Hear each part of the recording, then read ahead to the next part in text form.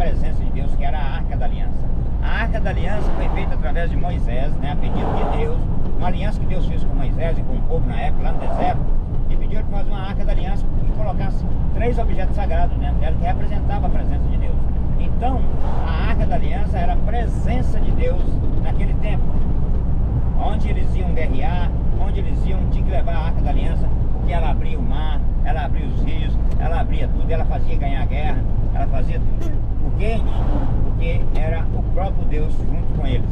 Era o Deus de Israel que estava caminhando com eles, através daqueles 3 objetos sagrados, através da caixa de madeira revestida de ouro por dentro e por fora, né? Que era uma caixa de madeira de acácia que continha 3 objetos sagrados dentro, e ela era revestida de ouro por dentro e por fora, ouro bruto, né? E só os levitas, gente, poderiam tocar nela, porque aquele que tocasse em pecado morria.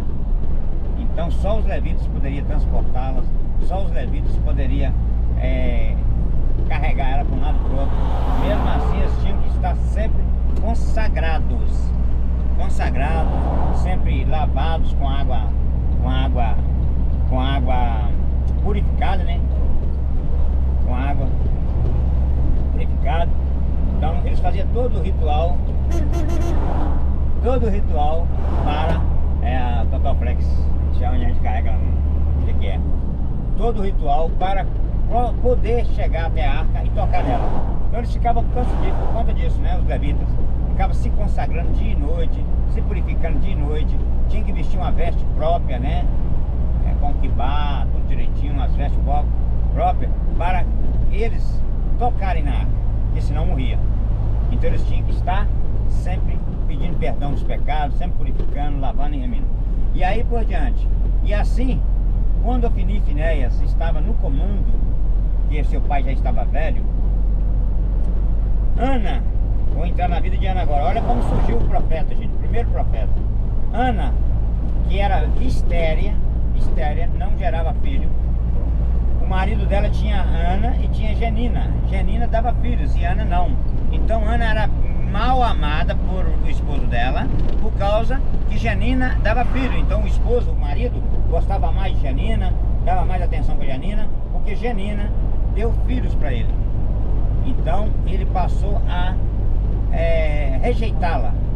E ali aquele rejeitamento do marido, né, e o esposo amando mais a Genina, que tinha filhos com ela, Ana ficou desconcertada. Ficou toda sentida, toda magoada. E ela começou a orar a Deus. Ela não buscou em homens, ela buscou em Deus o resultado do seu sofrimento, que é ter filho. Porque ela era estéril, não tinha filho, então ela se sentia rejeitada. E ela começou a fazer um propósito com Deus. Todo ano ela subia para Jerusalém.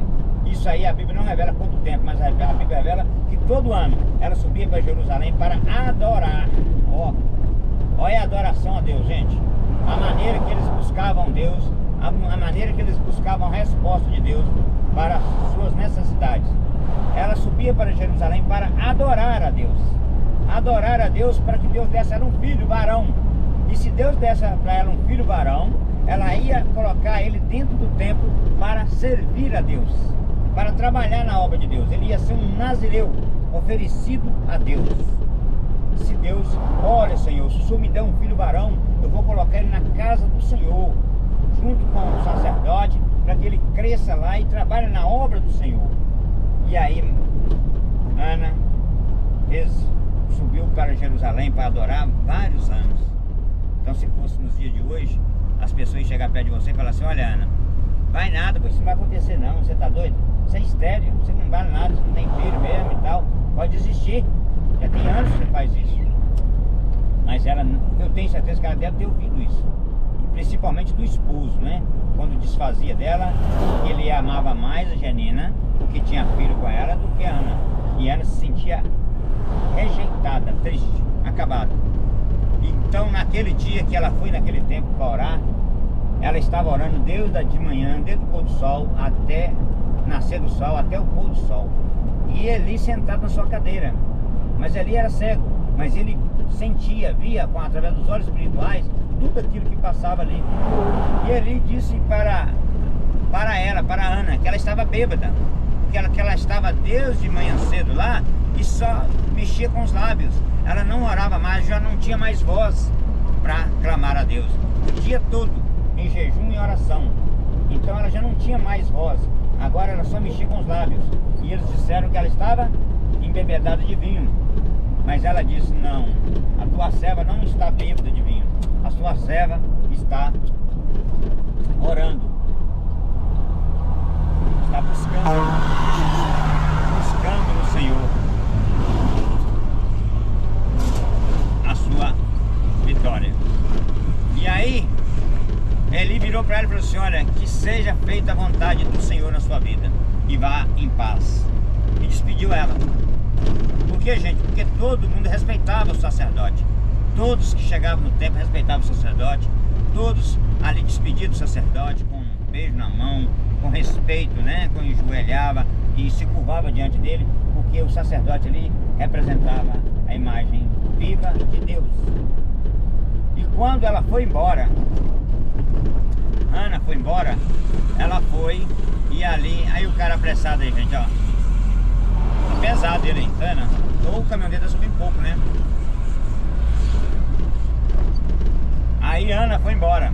E naquela viagem de Ana, ela engravidou. E Deus já tinha falado, porque Eli falou para ela: vai em paz, que Deus conceda os seus desejos do coração e suceda segundo a vontade do Pai. E aí ela foi. E naquela vez ela engravidou de Samuel. E ela tinha falado: olha, eu vou colocar o nome de Samuel. E com 3 anos, assim que ele desmamar, eu vou conceder ele ao Senhor no templo. E assim, quando Samuel nasceu, ela levou ele com 3 meses, né? Que ele, aliás, 3 anos. É 3 meses não, gente, 3 anos. O judeu só desmama com 3 anos, tá? Ele mama no peito da mãe até os 3 anos. Isso é lei, tá? Lei judaica. Com 3 anos ela levou ele e colocou no templo ao lado de Eli. Então, com mais ou menos 3 anos e meio depois, ele estava lá no templo, já estava crescido, estava com 7 anos de idade. Deus apareceu, o anjo do Senhor apareceu para Samuel. Samuel estava com 7 anos de idade, gente. E 7, gente, é o número da perfeição, tá? O número 7 é o número de Deus, é o número da perfeição. 6 dias Deus trabalhou, com 7 dias descansou. No 7º dia ele descansou. Então Deus, ele é perfeito. E o número 7 representa a perfeição de Deus, tá? É o número de Deus, né? Que a gente fala. E quando ela levou o menino e entregou lá, e com 7 anos Samuel cuidava do templo, ajudava Eli, ajudava os seus filhos. Mas ele sabia que os filhos de Eli estavam adulterando, estavam prostituindo no templo, gastando todo o dinheiro, todo o dízimo do templo. Não é dinheiro, né, gente? O dízimo na época era mantimento que eles levavam, né? Tudo aquilo que eles possuíam, né? É cabra, é ovelha.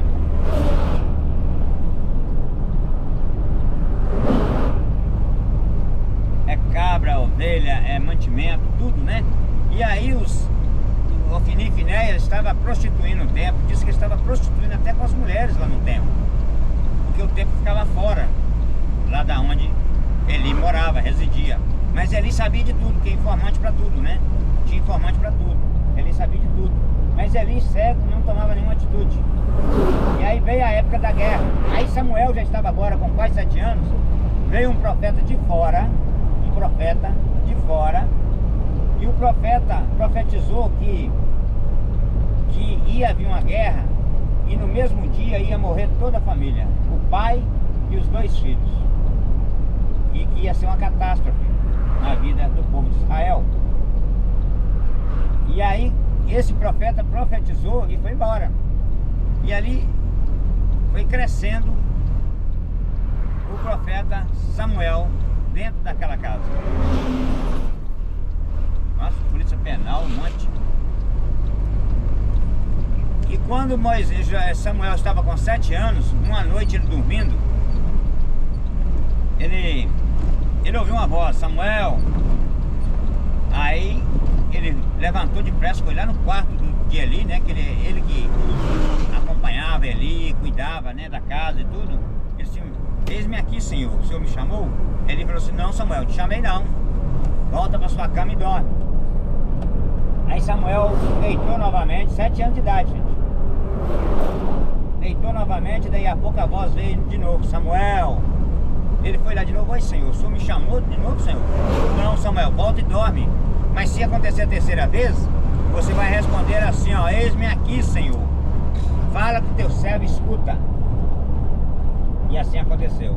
Samuel voltou para a cama. Quando ele deitou, que ele começou a dormir, a voz de novo: Samuel. Aí ele respondeu: eis-me aqui, Senhor, fala com teu servo, escuta. E aí daquele dia em diante o Espírito de Deus estava com Samuel. Cresceu ali, nasceu ali um novo profeta naquela casa.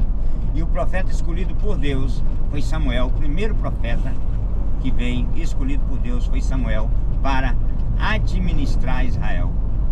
E ali Samuel crescia no conhecimento e na graça. Crescia usado pelo Espírito Santo de Deus. E Samuel crescendo dentro da casa de Eli.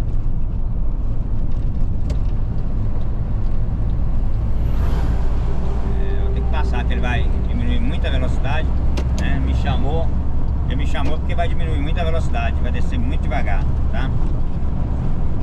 Então ele crescendo ali dentro da casa de Eli. E ali as guerras, chegou uma época da guerra. A guerra veio. E a guerra veio, eles perderam a guerra. E o povo de Israel não perdia a guerra, gente, por causa do Deus de Israel. Aí no segundo ano ele estava perdendo a guerra novamente. E ali o Ofni e Finéias estranhou porque eles estavam perdendo a guerra, que eles sempre ganhavam a guerra. O povo de Israel sempre ganhava. E sempre ganhou, gente. Ninguém vai destruir o povo de Israel. Pode matar o mundo inteiro, mas Israel fica. E lá está a nação de Deus, a nação santa de Deus. Então Ofni e Finéias optou por levar a arca da aliança para impor respeito sobre os filisteus.